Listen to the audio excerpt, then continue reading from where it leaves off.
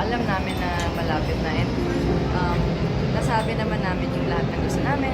I love you, salamat sa lahat and all. And parang siguro kahit sobrang lungkot, first time ko kasi na immediate family kasi magulang, gano'n. So, siguro there are no words na may describe kasi first time talaga yung ganong loss para sa akin, para sa family.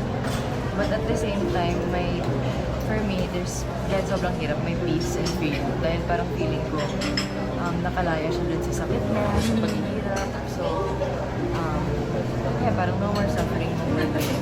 Alam ko na, kahit yun nga, kahit masakit, sinabit. Gano'ng katagal nyo nang alam na may sakit yung father before... Kasi naging lihim sa showbiz siya. Oo, hindi masyado eh. Months na rin.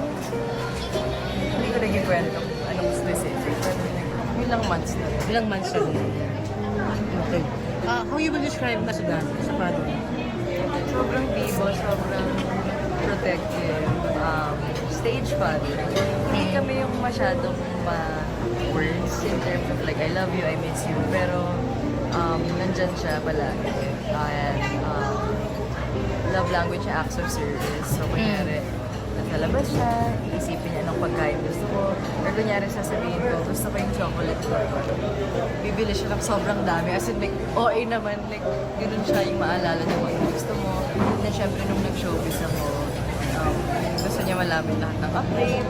Tapos, naalala ko yung first taping day ko ng batang niya. Pinatid pa niya ako sa kotse. Parang first day of school. So, ganun siya. And sa friends niya, syempre, my gosh, first and second night dito, punong-puno, parang sobrang overwhelming. So alam namin na that was the kind of person he was, na sobrang love. Your dad Ara, nabanggit ni Jaime Fabregas na ang huling time daw niya nakausap ang dad mo was actually nung hinabilin ka sa kanya. Yeah. So, how did Jaime Fabregas first approach you? Kasi nga hinabilin ka. Ang sinabi pa niya Taping na, hinabilin ka ng tatay mo sa akin. Actually, kasi I think when nung nakita sila, we were working together na. So, nung first time ko na-meet si Tito Jaime, sabi ko lang, I'm the daughter of Ricky, ganyan. Sabi ni Papa sa akin for me to Tumawag sa sabi kanya daw. Sabi niya, oh my God, okay, I'll hug you. So, parang, siguro nga dahil sa magandang reputation and magandang na-build yung dad ko, na-extend yun sa friends niya, parang na-extend yung love and care. Kaya siguro nung sa iba din na mga na-meet ko sa showbiz, anak ka pala ni Ricky, so aalagaan kita. So parang na-extend yung care. The last time, Advices mo nila ibinigay ng father mo sa'yo bago ka pumasok sa bahay. Remember yung natatandaan mo. Yung ano talaga, professionalism muna. And then, just do your best. Dapat alam mo kung anong ginagawa mo. And kung hindi ka naman sure, like normal naman yung may mga performances ka na ayaw mo and may mga pagkakamali. Parang kailangan mo lang learn from it. Tapos nandyan lang siya to ask for help. And then, nandyan ang mga director. Ask for help. Then you can ask for help. you know your dad is very proud of you. The last time I talked to him, Really? I think sa wake ni Mother Lily, nabanggit niya na proud na proud siya sa'yo. Ano lang reaction about that? When you enter the business? Kasi yun nga, like I said kanina, hindi siya masyadong yung papuri. Like, oh, ang galing-galing mo. Like, proud na proud ako sa'yo. Pero siguro nafe-feel ko, dahil yun nga sinasabi ng mga friends, and the way he acts na excited niya ako panoorin and all that. So, siguro now that especially that he's gone, mas na-treasure ko. Pero alam ko na yun, ever since, kahit hindi niya sabihin. Do you dream na makatrabaho yung father mo or nung pumasok sa show?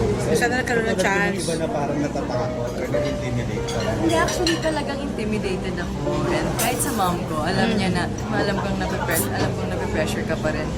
O ngayon, kasi since baguhan pa lang ako. Pero siguro nga ngayon, basta sa bawat gagawin ko, inspiration ko siya. And I'll try to give the same dedication na binigay niya sa work niya. And iisipin ko palagi na sana ma-proud siya.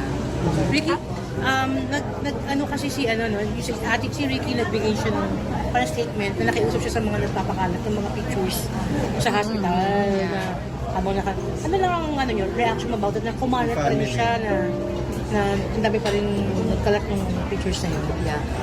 Siguro, yeah, hindi rin kasi sa social media ngayon minsan pag yung picture nasa group chat and all that, ang dali-dali screenshot. Siguro, yun, nalungkot lang kami kasi very private. Yes. Time na yun sa hospital. And hindi naman lahat dumadalaw unless super close. Parang, yun nga, close friends, best friends, or family lang talaga. Sana hindi na mas kumalat pa yung ibang picture or sana ma-take down. And sa mga ibang situation na to, sana hindi din paulit sa ibang artista. Kasi syempre, mahirap na nga yung grieving process. And mas mahirap pa may mga ganong instances. Ara, ano yung greatest lesson na natutunan mo from your dad? Just be a good person. Treat everyone with respect. Parang, di ba, sobrang galing niyang artista and director and all of that. Pero nakikita ko ngayon, pag may mga lumalapit na friends, ang naaalala nila is your dad was always there. He was such a good person. So, syempre, despite the talent, that alam na natin na nandun sa kanya, it's really yung heart niya. Yun ang part ng gusto ko. Tuloy-tuloy na ba yung pag-showbiz mo? After Batang Quiapo, may mga follow-up projects ka na ba? Kasi napansin din yung galing mo sa Batang Quiapo, Hi, di thank ba? you. Well, after that, when we premiered yung Fatherland, Yeah. I got to work with Director Labangan. After that, wala pa naman. Siguro, wala, ang hirap din kasi ang time na to. So, sana after this, gusto ko rin siguro maging busy ulit. Siguro makakatulong din yun sa akin. Because, in this time na to do something I love, time with the right project. I'm excited. After working with Coco, di ba? As a director, as an actor, sino pa yung mga gusto mong mga trabaho? Kapamilya. May Joshua Garcia, sila Daniel Padilla, Catherine, always been Catherine fan. Sobrang love. Ara, since of course through the eulogies or interviews nalaman nga natin na si Ricky Davao is mahilig kumanta talaga, na he loves singing. So I wonder kung as a kid na if he sang to you to sleep, lullaby. I don't remember. Parang I don't remember singing me to sleep. Wala na akong memory na ganun. Basta every party, sila Tito Pep, Sila. sila... Hindi pa kayo nag-duet ever sa video, okay? Parang hindi. Hindi mo sila siya. Pero, hindi yung formally. Mm.